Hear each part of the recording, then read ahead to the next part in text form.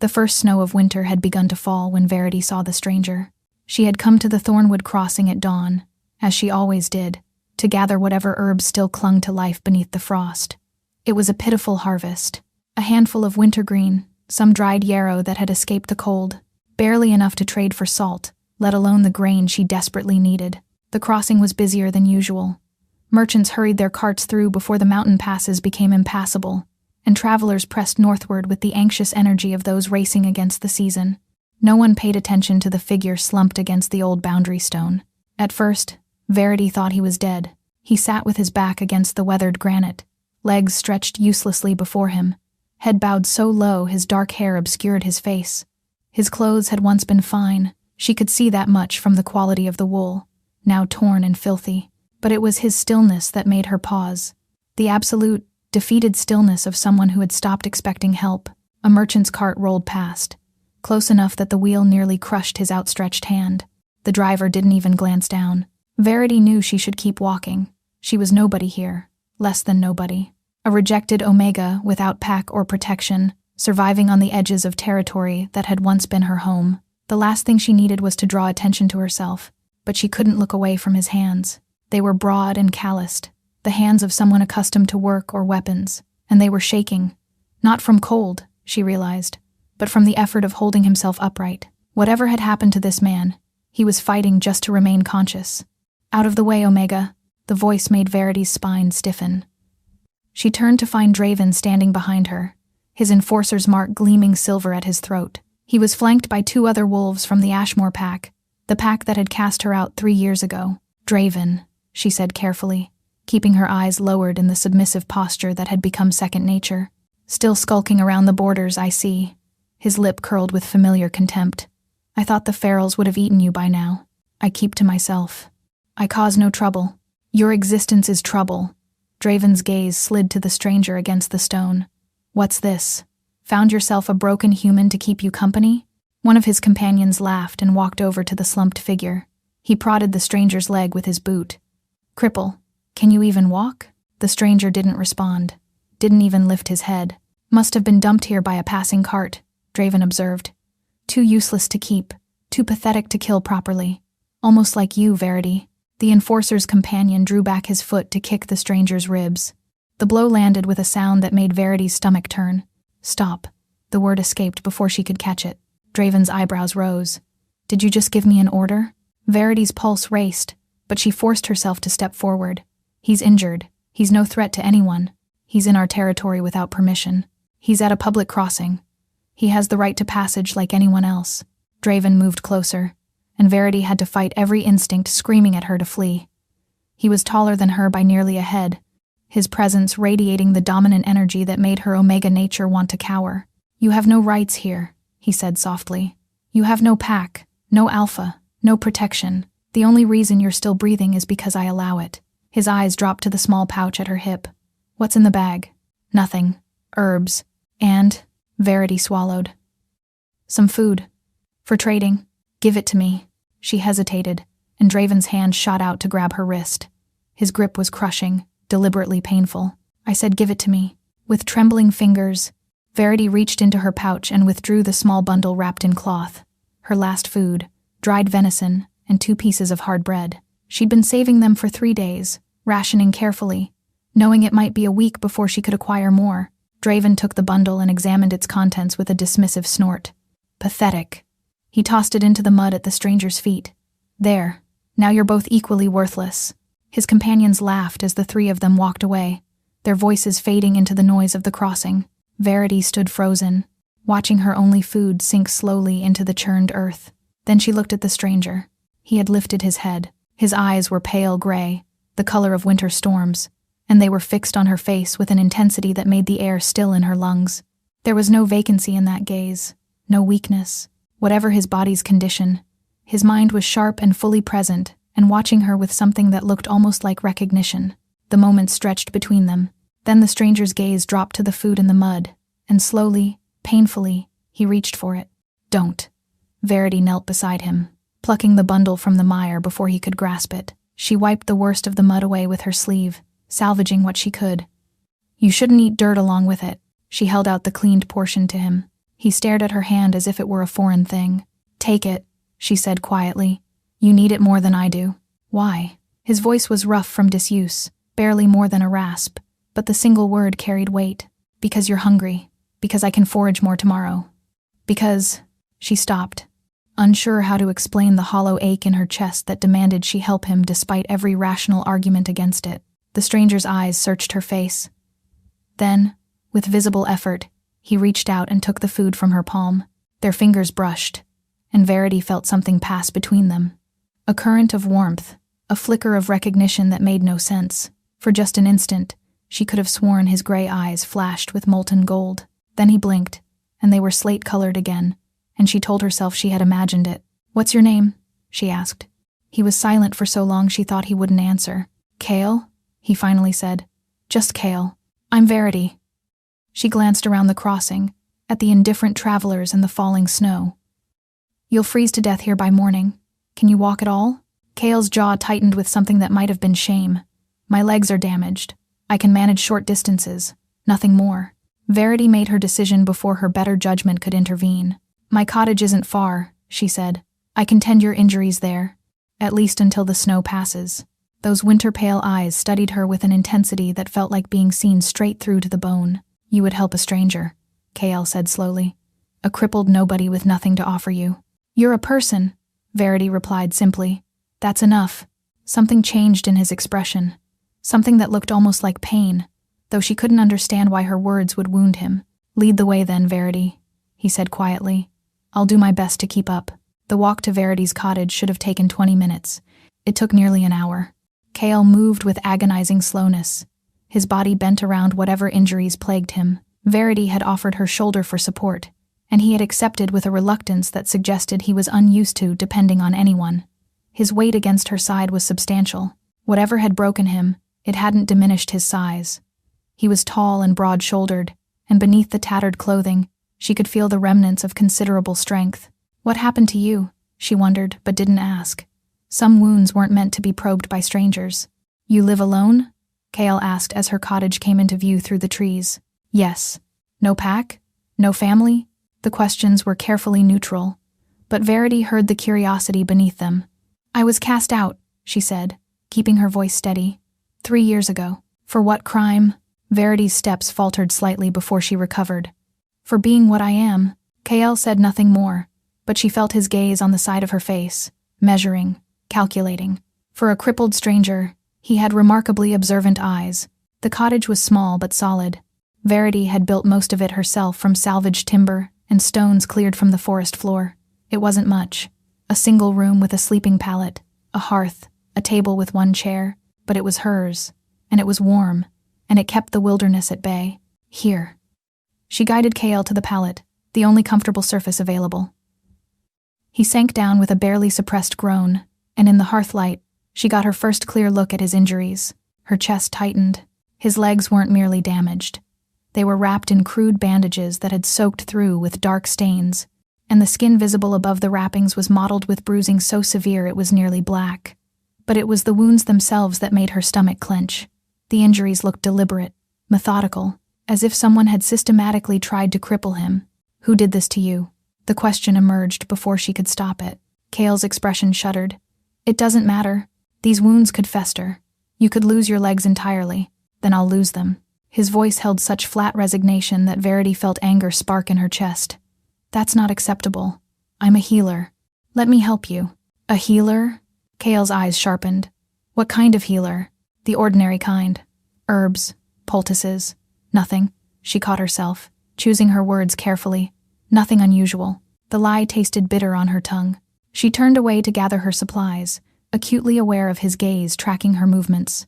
The cottage suddenly felt too small, the air too close. Something about this stranger's presence made her pulse quicken in ways she couldn't explain. "Why were you cast out?" His question startled her. She nearly dropped the pot she was filling with water. "I told you. For being what I am. An omega. A defective omega." The word still stung, even after all this time. "I'm wolfless." Silence fell. Verity refused to turn around, focusing on hanging the pot over the hearth. "Wolfless," Kale repeated slowly. "You cannot shift." "I've never been able to. My wolf never manifested." She hated the shame that crept into her voice. I have the Omega nature, but none of the instincts. No heat cycles. No ability to bond. The pack elders declared me broken. Useless for breeding. A waste of resources. She finally turned to face him. So they sent me away to die. Only I didn't die. Kael's expression had grown unreadable. And the enforcer? Draven? He was supposed to be my mate. The words hung in the air. He was the one who argued loudest for my exile. Verity continued flatly. He said bonding to a wolf-less Omega would be shameful, would weaken his position. The pack alpha agreed. She began sorting through her dried herbs with hands that weren't quite steady. So here I am, packless, mateless, surviving. You're more than surviving. Kael's voice was soft. You built this cottage. You've created a life here. You showed compassion to a stranger when you had nothing to spare. He paused. That's not survival. That's strength. Verity looked up, startled by the warmth in his tone. Their eyes met across the small space, and again she felt that strange current pass between them. A pull, a recognition. You should rest, she said, forcing herself to look away. I'll prepare a poultice for your legs. Verity. She paused. Thank you, Kael said quietly, for everything. She nodded without turning around, afraid of what her face might reveal if she looked at him again. As she worked, grinding herbs and mixing remedies, she could feel him watching her. The weight of his attention was like sunlight through glass. Warm but concentrated. What are you really? She wondered. What are you hiding behind those eyes? Outside, the snow fell harder, and the wind began to howl through the trees. But inside her cottage, with a stranger who felt inexplicably familiar, Verity had never felt less alone. She didn't notice that his breathing had grown deeper and more relaxed. She didn't notice how his eyes had begun to glow faintly gold in the firelight. And she didn't notice the shadow that passed by her window, watching. Verity woke in the dead of night to the sound of growling. For a moment, she thought she was dreaming. The sound was low and resonant, seeming to come from everywhere and nowhere at once. Then her eyes adjusted to the darkness, and she saw Kael. He was still on her pallet, but his body had gone rigid, muscles locked in some kind of seizure. His head was thrown back, tendons standing out sharply on his neck, and his eyes were open and blazing gold. Kael. Verity scrambled toward him. Kael, can you hear me? The growling intensified. It wasn't coming from outside, she realized with a chill. It was coming from his chest. She reached for him without thinking, pressing her hand to his forehead. His skin was burning hot, fever-slick with sweat, but the moment her palm touched him, his hand shot up and seized her wrist with crushing strength. Don't. His voice was guttural, barely human. Stay away. You're burning up. Let me help. You don't understand. His golden eyes found hers, and the raw anguish in them stole her breath. I can't control it. The wolf. It's been caged too long, starved. And you, he inhaled sharply, his nostrils flaring. You smell like moonlight, like home. I can't. His body convulsed, and Verity watched in horror as something moved beneath his skin. Ripples of muscle that shouldn't be possible, bones that seemed to shift and resettle. Run, Kael gasped. Please, before I... But Verity didn't run. Instead, she did something she hadn't done in 3 years. She reached for the empty place inside herself where her wolf should have been, the hollow space she had learned to ignore.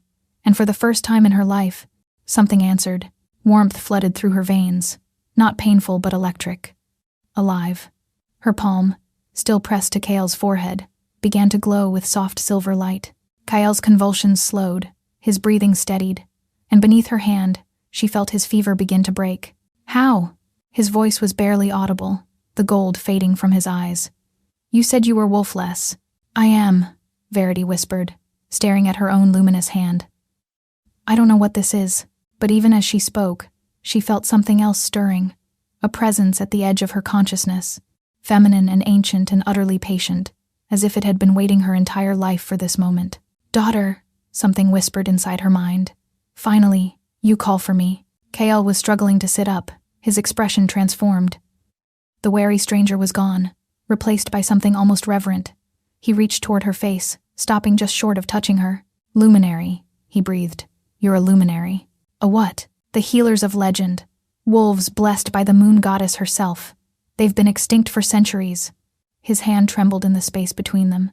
The old texts say their touch could cure any wound, that their light could call even the most feral wolves back from madness. That's not possible. I'm nobody. You saved me. Kale's voice cracked.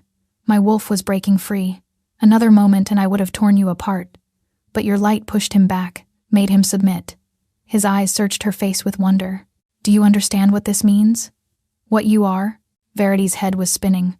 Too much was happening too fast. The silver glow had faded from her hands, but she could still feel that presence inside her. The wolf that wasn't a wolf. The power that had slept for 23 years. Why was your wolf breaking free? She asked, grasping for solid ground. What happened to you? Kale's expression flickered. For a moment, she saw something guarded pass across his features. Then he seemed to make a decision. I was betrayed, he said quietly. Someone I trusted poisoned me with a serum that separates wolf from man. It's been weeks since I could shift properly. The wolf is trapped inside me, growing more desperate by the hour. He looked down at his bandaged legs. The injuries are real, but they're a symptom, not a cause. My body is at war with itself. Is there a cure? There was rumored to be one. An old remedy that requires... He stopped abruptly, his eyes fixing on something behind her. Verity turned. A figure stood in her doorway. The door she was certain she had barred now hung open, letting in swirls of snow and bitter cold. The figure stepped inside, and Verity's blood turned to ice. Hello, little Omega. Draven's smile gleamed in the darkness. I knew if I followed you long enough, you'd eventually reveal your secret. 2 more wolves emerged from the shadows behind him. They weren't in human form. Take the stranger, Draven ordered casually. Kill him if he resists. His eyes fixed on Verity with predatory hunger. But the luminary comes with me. Kale moved faster than any crippled man should have been able to. He lunged in front of Verity, positioning his broken body between her and the threat. You'll have to go through me first, he snarled. Draven laughed. That's the idea. The wolves attacked. The first wolf lunged for Kale's throat. Even wounded, even broken, he moved with a warrior's instinct. He caught the beast mid-leap, using its own momentum to hurl it sideways into the hearth. Sparks exploded across the cottage floor, but the second wolf was already circling, and Kale's legs buckled beneath him. He crashed to one knee with a snarl of pain. Pathetic. Draven stepped closer, his eyes gleaming with cruel amusement. The mighty stranger can barely stand. And here I thought the wolf-less Omega had found herself a protector. The ancient voice within Verity was stirring again, responding to her terror with something that felt like fury. Daughter, it whispered. They threaten what is yours. Will you let them? Stay behind me, Kale growled, struggling to rise. You can barely move. I can still fight. Not against 3 of them. Not like this. The first wolf had recovered from the hearth and was stalking toward them, flames reflected in its yellow eyes. Draven's smile widened as his 2 enforcers closed the circle. I've waited years for this, Draven said softly. Do you know how humiliating it was? Being bonded to a defective Omega? The pack laughed behind my back, called me cursed. His expression twisted with old hatred. But a luminary? That changes everything. The pack elders will beg me to take you back. You'll be the most valuable Omega in 1,000 miles. I'd rather die, Verity said. That can be arranged. After you've served your purpose. He lunged for her. What happened next came from somewhere beyond thought. Verity thrust her hands forward, and light erupted from her palms, not the soft silver glow of before, but a blinding radiance that filled the cottage like captured moonlight. Draven screamed, staggering backward with his hands over his eyes. The 2 wolves yelped and scrambled for the door, their predatory confidence shattered, but the light didn't stop there. It poured from Verity in waves, washing over Kale like a tide. She watched in amazement as the color returned to his face, as his broken posture straightened, as the bruises visible above his bandages began to fade. Heal him, the voice urged. Finish what you started. Verity dropped to her knees beside Kale, pressing her glowing hands to his damaged legs. The power flowed through her without effort, as natural as breathing. She could feel his wounds beneath her palms, torn muscle, fractured bone, and something else. Something dark and foreign that had wrapped itself around his wolf like chains. She pushed against the darkness, and it recoiled from her light.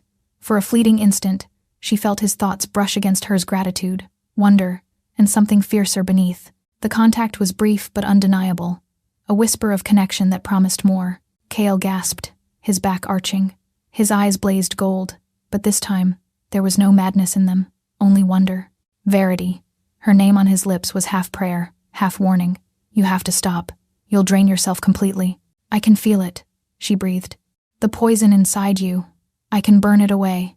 Not all at once. It will kill you. but she couldn't stop. The power was flowing too freely, and somewhere in the depths of her consciousness, she could feel Kale's wolf reaching toward her, reaching and recognizing, calling to the luminary within her as if they had known each other across lifetimes. "Mate," something whispered, not the ancient feminine voice, but something else, something that came from him. The word resonated through her bones, and for one transcendent moment, Verity understood everything. Why she had felt drawn to him at the crossing, why his presence made her pulse race and her skin flush, why the hollow place inside her had finally awakened. Then the light flickered, and exhaustion crashed over her like a wave. She collapsed against Kale's chest, her vision swimming. His arms came around her immediately, holding her with desperate tenderness. "Foolish woman," he murmured into her hair. "Brave, magnificent woman." Minutes passed before her vision cleared enough to speak. "Did it work?" "Look." She lifted her head and followed his gaze to the doorway. Draven and his wolves were gone, fled into the night, and when she looked down at Kale's legs, the bandages had fallen away to reveal skin that was merely bruised instead of broken. "Not fully healed," Kale said. "But enough. Enough to fight. Enough to protect you." "How?" "You burned away the worst of the poison. My wolf is still caged, but the chains are weaker now." His hand rose to cup her cheek with heartbreaking gentleness. "You saved me, Verity. Again. You protected me first. I'll always protect you." The words hung between them, heavy with meaning neither was ready to examine. Verity became acutely aware of how close they were, how his heart beat strong and steady beneath her palm, how his eyes had faded from gold to gray but still held her reflection like something precious. "Draven will come back," she whispered. "With more wolves. With his alpha. Yes. We can't stay here." "No." Kale's jaw tightened. "There's only one place where you'll be truly safe, but taking you there means revealing truths I'm not ready to share." "What truths?" He was silent for a long moment. When he spoke again, his voice was barely audible. "I'm not who you think I am, Verity. Not a stranger. Not a crippled nobody." His thumb traced her cheekbone with aching tenderness. "And when you learn what I really am, you may wish you had left me to die at that crossing." Before she could respond, a howl split the night. Then another, then a dozen more, rising in eerie harmony from the forest. Kale's expression hardened. "They're calling for reinforcements. We have until dawn." He struggled to his feet, steadier now but still favoring his right leg. "Can you travel?" Verity forced herself upright despite the exhaustion weighing her limbs. "Where are we going?" "North, to the Shadowvale territory." His eyes met hers with something like apology. "To my pack." They traveled through the night and into the gray morning, following paths that seemed to exist only in Kale's memory. Verity's body ached with exhaustion, but she forced herself to keep moving. Every time she stumbled, Kael's hand was there to steady her. Something had shifted between them since the cottage. The careful distance they had maintained was gone, replaced by an awareness that felt almost physical. When their shoulders brushed, Verity's skin tingled. When he spoke her name, warmth bloomed in her chest, and the luminary within her seemed to purr with contentment whenever he was near. "Dangerous," she told herself. "This is dangerous." But she couldn't make herself pull away. By midday, they had crossed into territory Verity didn't recognize.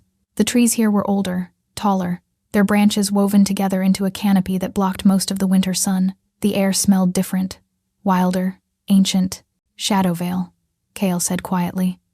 "The oldest pack territory in the northern realms. You know it well." A ghost of a smile crossed his lips. "I know every stone and stream. I was born here." Verity absorbed this information. "You're Shadowvale born? Then why were you at the Thornwood Crossing? Why were you alone and injured in Ashmore territory?" The smile faded. "The Thornwood Crossing is named for my family.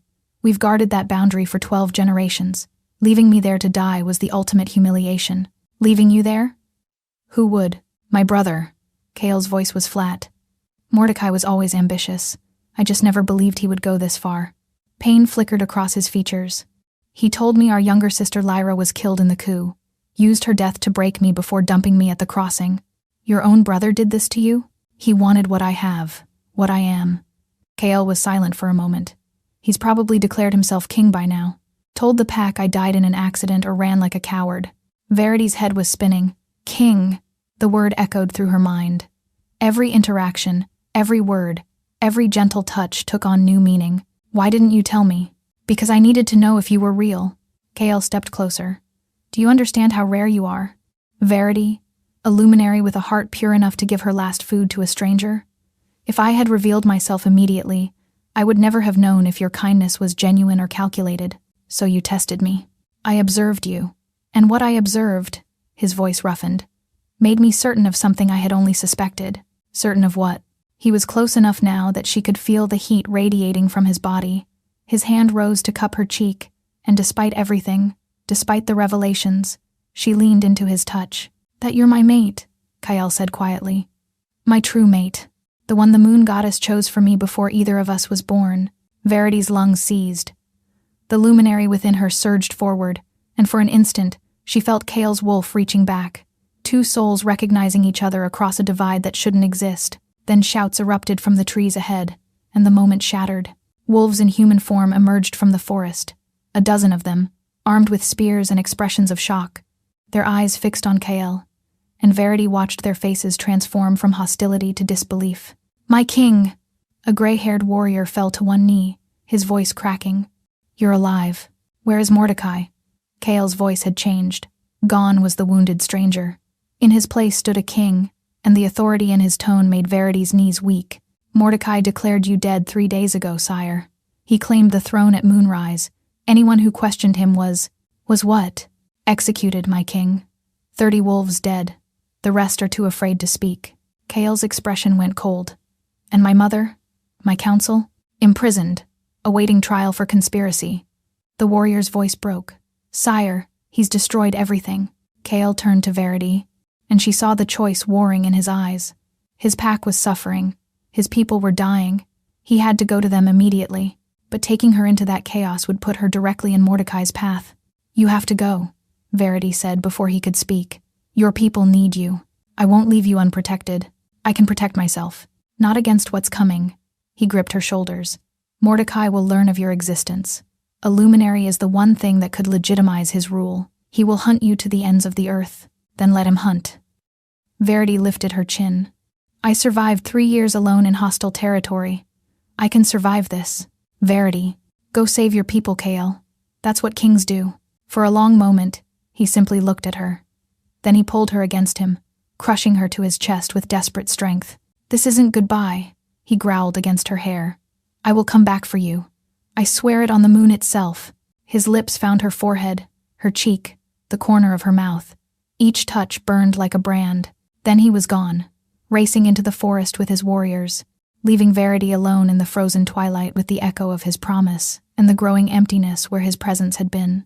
2 weeks passed like years. Verity had found shelter in an abandoned hunter's cabin at the edge of Shadowvale territory. It was drafty and small, but it kept the snow out, and more importantly, it kept her hidden from the patrols that now swept the northern forests. Mordecai's patrols, his alliance with the Ashmore Alpha, had given wolves like Draven access to resources she couldn't evade: trackers, informants, a network that spanned territories.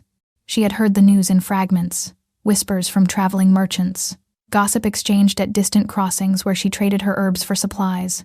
The usurper king had consolidated power with ruthless efficiency. Any wolf who spoke Kale's name was punished. Any rumor of his survival was crushed. And there were other rumors, darker ones, of a wolf-less Omega who had been seen with the true king before his return, of a bounty that grew larger by the day. Verity kept moving, kept hiding, kept waiting for a sign that Kale had succeeded, that he was coming back for her as he'd promised. But the signs never came, and something else was happening, something she couldn't ignore. It started as a persistent ache in her chest, a hollow sensation that intensified whenever she thought of Kale, which was always. She found herself waking in the night, reaching for a presence that wasn't there, tears streaming down her face without any memory of crying. The dreams were the worst. Every night, she dreamed of him. Sometimes he came to her cabin, wrapped her in his arms, whispered promises against her skin. Those dreams left her breathless and aching.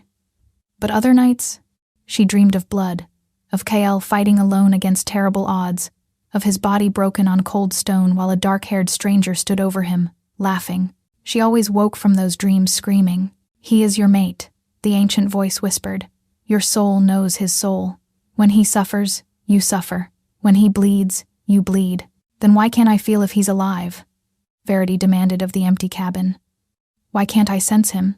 "Because the bond is incomplete. You have not claimed each other. Without the claiming bite, the connection remains fragile, breakable." Verity pressed her hands to her chest, trying to contain the growing emptiness. The luminary power that had manifested so brilliantly during the attack on her cottage seemed to have retreated, leaving her feeling hollower than before. On the 15th day, everything changed.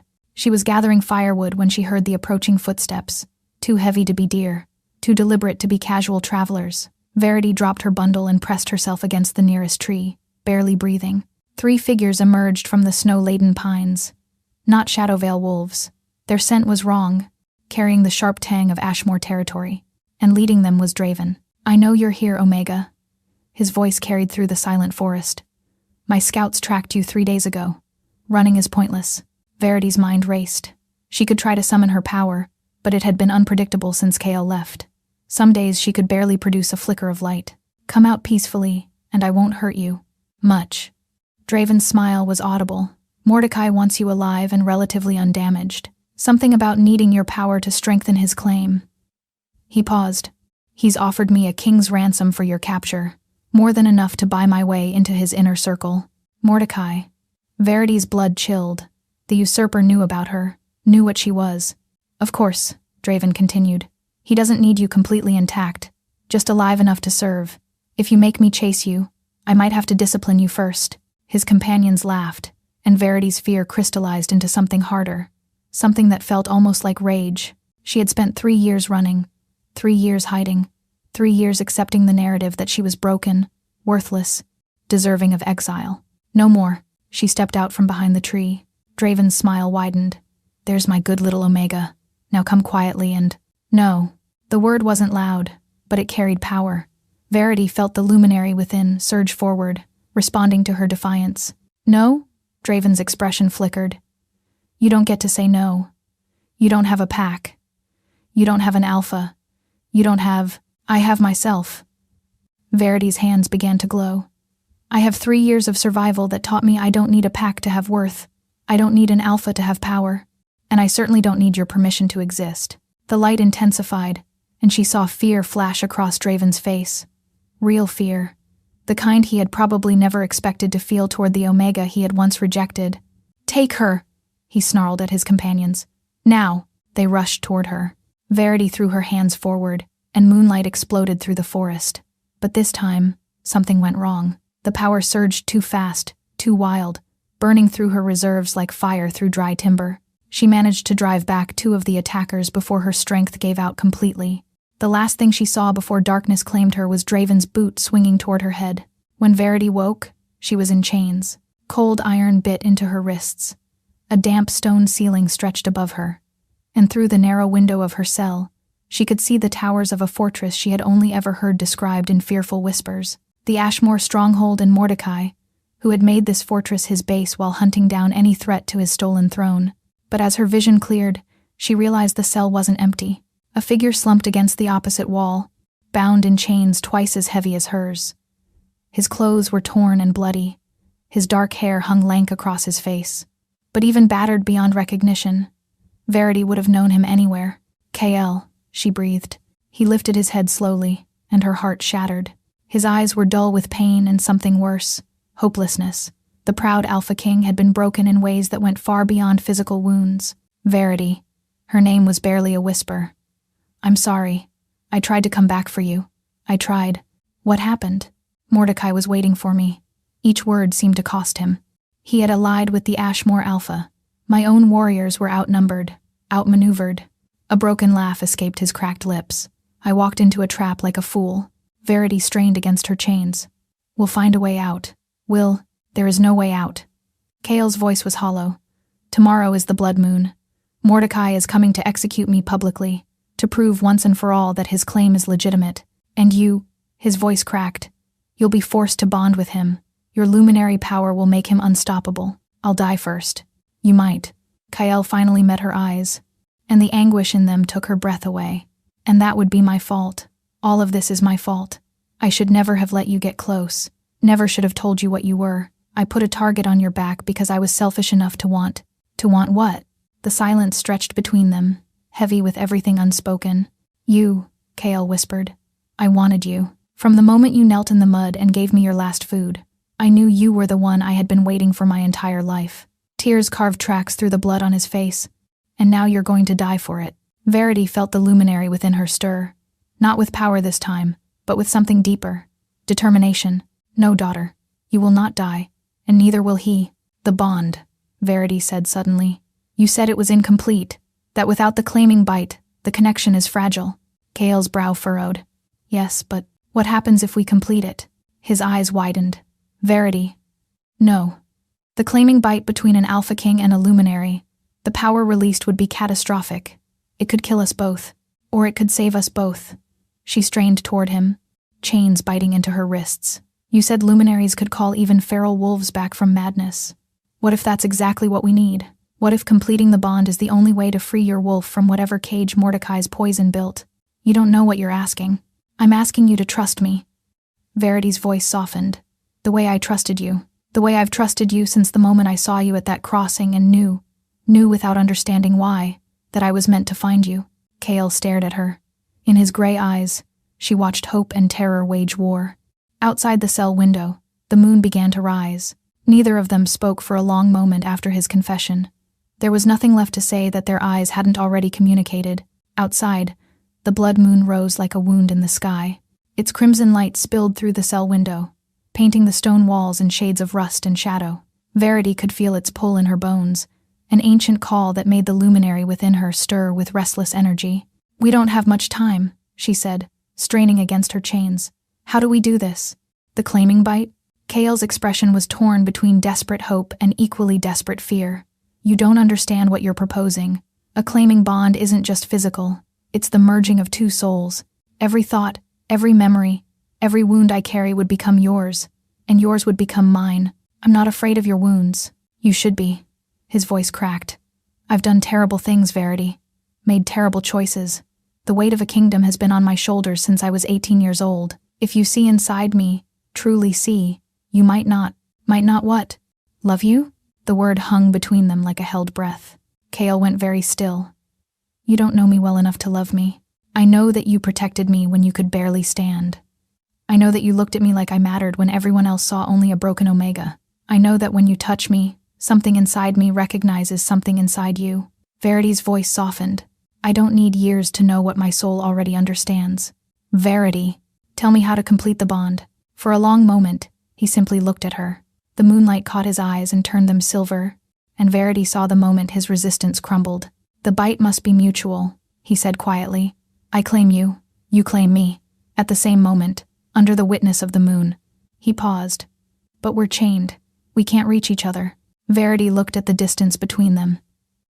8 feet of cold stone. A gap that seemed beyond crossing. But the blood moon was rising, and she could feel its crimson light strengthening the fragile thread between them. Proximity and lunar power might be enough.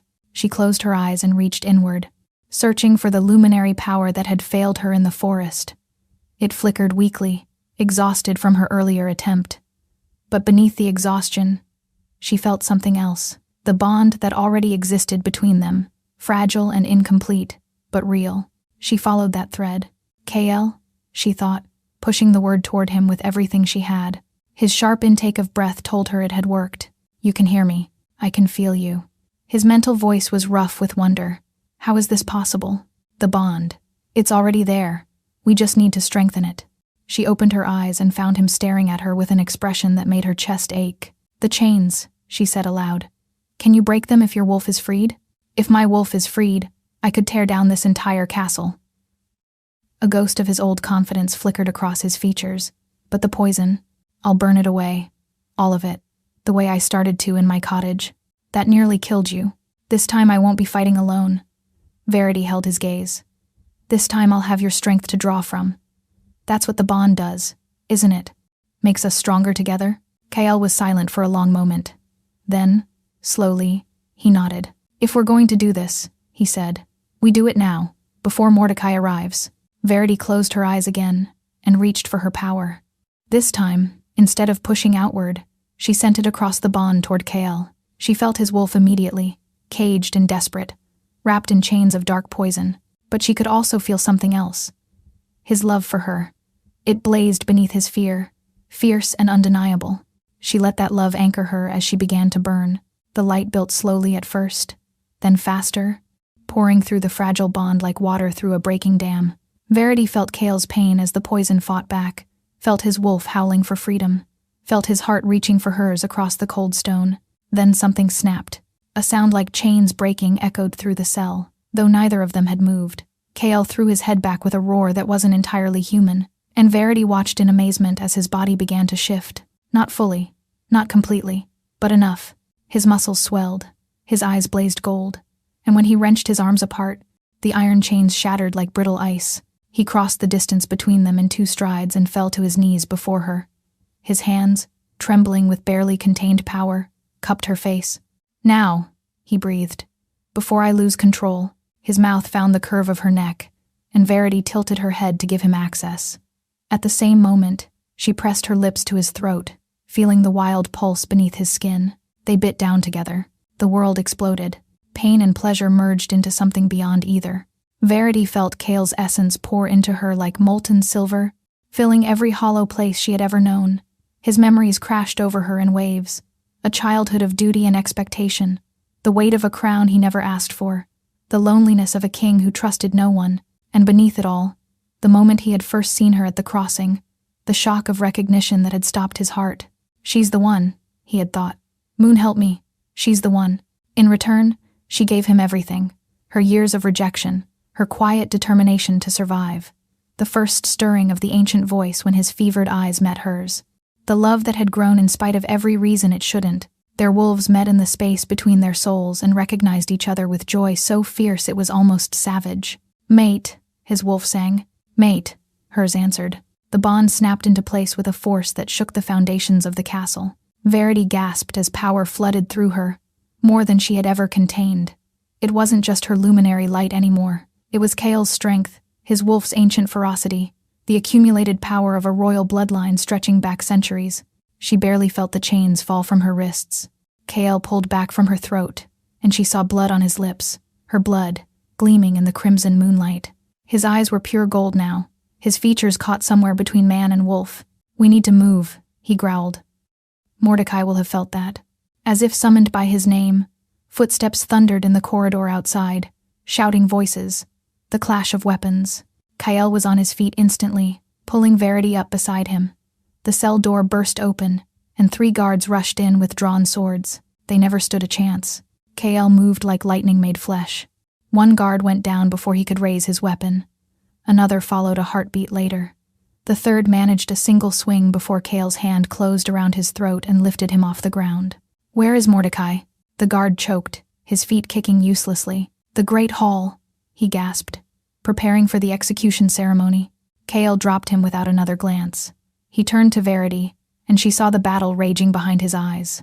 The wolf wanted blood, wanted vengeance, wanted to tear through every enemy between here and his treacherous brother. "Go," she said. "I'll follow. I won't leave you again." "You're not leaving me. You're running ahead." She pressed her hand to his chest, feeling his heart pound beneath her palm. "I can feel you now. Wherever you go, I'll find you." Cale's jaw clenched. Then he leaned down and kissed her with fierce desperation. "If you're not beside me when I face Mordecai, I'm coming back for you. I would expect nothing less." He vanished into the corridor like a storm given form. Verity took a breath, steadied herself, and followed. The castle was in chaos. Word of their escape had spread, and wolves were shifting in the hallways, their howls echoing off the ancient stones. Verity ran past them all, guided by the golden thread of the bond that led her toward Cale, like a compass pointing north. She found the Great Hall by following the sounds of battle. The doors had been torn from their hinges. Inside, Cale fought in full wolf form, a massive silver beast that dwarfed every opponent. Bodies littered the floor, and the survivors were falling back in terror. But at the far end of the hall, on a raised dais, stood 2 figures. One was a dark-haired man with Cale's features twisted into something cruel. Mordecai, the usurper king. The other was Draven, his hand wrapped around the throat of a small, struggling figure. Verity's heart stopped. It was a child, a girl no older than 8, with the same silver-gray eyes as Cale. Lyra, his sister who was supposed to be dead. "Stop," Mordecai commanded, his voice cutting through the chaos. "Stop, or my wolf tears out her throat." Cale's massive form went rigid. Slowly, painfully, he shifted back to human form, his golden eyes fixed on the child. "Lyra," he breathed. "You told me she was dead. You told me... I told you what I needed you to believe." Mordecai's smile was poison. "Our little sister has been my insurance policy all along. Now, brother, you're going to kneel before these witnesses and renounce your claim to the throne, or you're going to watch her die." Verity saw Cale's shoulders bow, saw the fight drain from his posture. He would do it, she realized. He would give up everything to save his sister. No. The word blazed through her mind with the force of a thunderclap. She stepped into the hall, and every eye turned to her. Mordecai's smile faltered as he took in the blood still wet on her throat, the matching mark that gleamed on Cale's neck. "The claiming bite," he whispered. "You actually completed. Let the child go." Verity's voice wasn't loud, but it resonated with power that made the stones tremble. The luminary had fully merged with her now, and she could feel the moon itself watching through her eyes. Or what? Mordecai recovered quickly, his sneer returning. "You'll glow at me? I've heard about your parlor tricks, Omega. They won't save you here. I wasn't talking to you." Verity's gaze shifted to Draven, the enforcer who had tormented her for years, the wolf who had rejected her as worthless. She reached across the distance between them, following the same pathway she had used to connect with Kyle, and touched Draven's mind. Draven's eyes went wide. His hand spasmed open, releasing Lyra's throat. The child scrambled away as the enforcer fell to his knees, clutching his head. "What are you doing to him?" Mordecai demanded. "Showing him the truth." Verity walked forward, and with each step her power grew, showing him every rejection, every cruelty, every moment he made me feel less than nothing.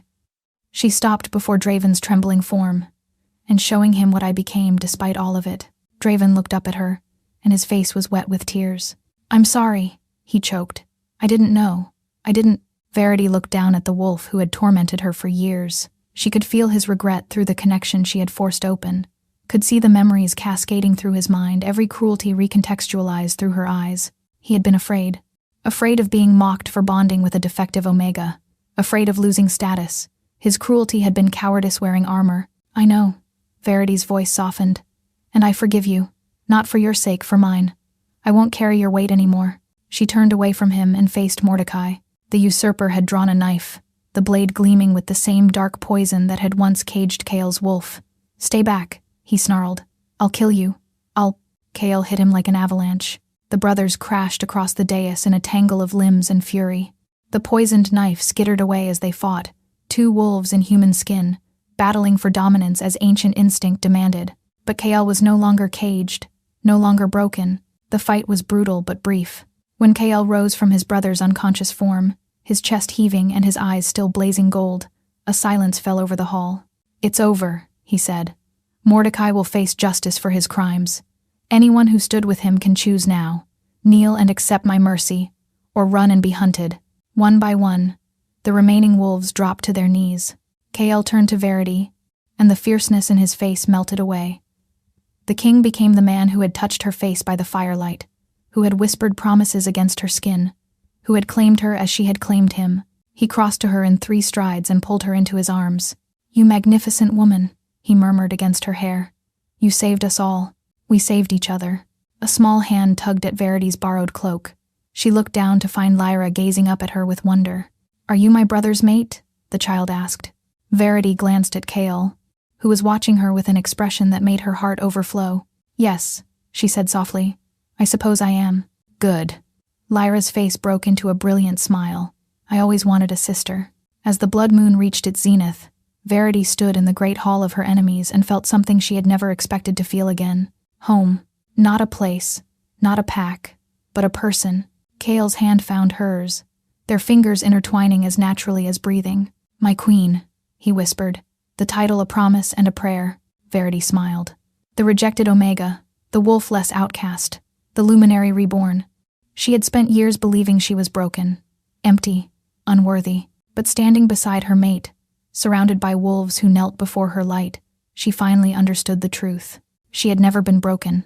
She had simply been waiting to be found.